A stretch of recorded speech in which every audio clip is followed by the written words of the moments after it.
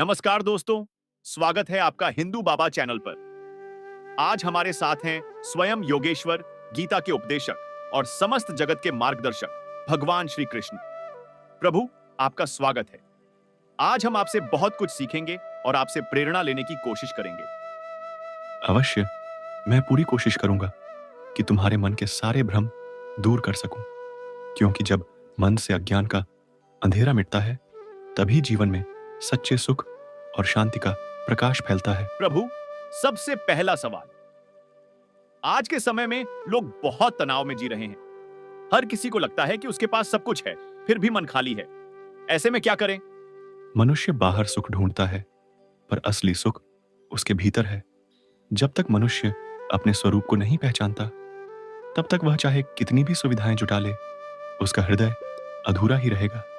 स्मरण रखो, शांति भोग से नहीं, भक्ति और आत्मज्ञान से मिलती है। प्रभु, आज लोग सोशल मीडिया पर तुलना करते करते दुखी हो जाते हैं। दूसरों को देखकर लगता है कि उनका जीवन बेहतर है। इस ईर्ष्या और तुलना से कैसे बचा जाए? तुलना वही करता है जो अपनी पहचान भूल चुका है। हर आत्मा अद्वितीय है।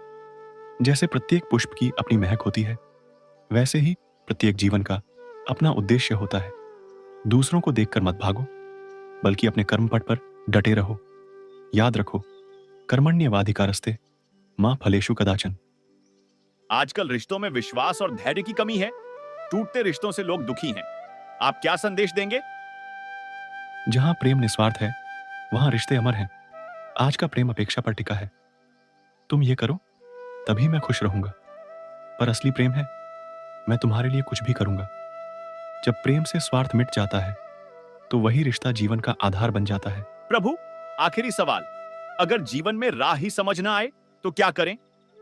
जब राह न दिखे, तो मुझे याद करो, मन शांत कर लो और मुझसे पूछो। मैं तुम्हारे हृदय में बैठा हूं। मैं ही मार्गदर्शक हूं, मैं ही सहारा। सिर्फ विश्वास रखो, मैं हर उस भक्त का हाथ थामता हूं जो सच्चे मन से मुझे पुकारता है। भगवान, गीता की आवश्यकता क्यों थी? और आम लोगों को गीता से क्या सीखना चाहिए? गीता का मूल उद्देश्य है अपने धर्म को पहचानना और उसका पालन करना।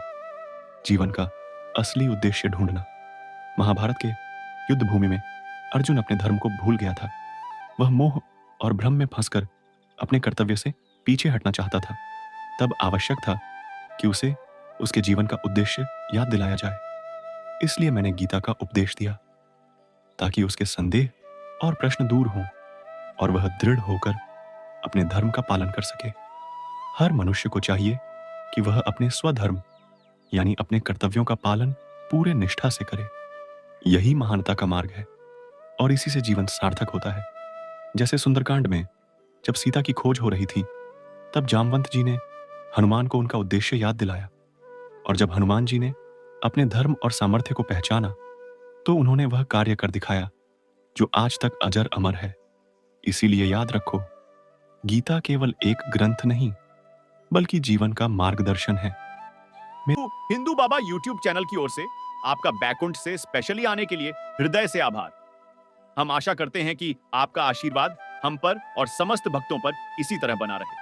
ये भक्त सदा मेरे हृदय में ही रहते हैं। मैं सदा उनकी चिंता करता हूं।